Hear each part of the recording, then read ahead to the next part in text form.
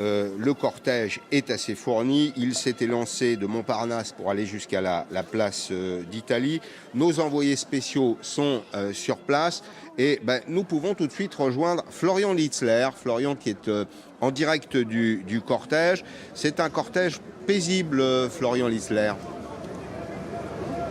Oui, effectivement, très paisible même depuis le début de cette manifestation. Là, on est vraiment à la tête. Vous remarquez qu'il n'y a pas de banderoles de syndicats. Elles sont un peu plus en arrière. Là, on est en fait dans ce qu'on appelle le pré-cortège, c'est-à-dire des gens pas forcément affiliés à des syndicats. Il y a beaucoup de gilets jaunes. On a vu quelques avocats, des médecins qui sont là, qui manifestent contre cette réforme, mais même contre plus que ça. On a entendu beaucoup de chants plus globalement contre le gouvernement, contre Emmanuel Macron. On a aussi entendu un nouveau chant, nouveau jusque-là, Cédric, du nom du livreur, vous savez, qui est décédé après son interpellation par les forces de l'ordre la semaine dernière.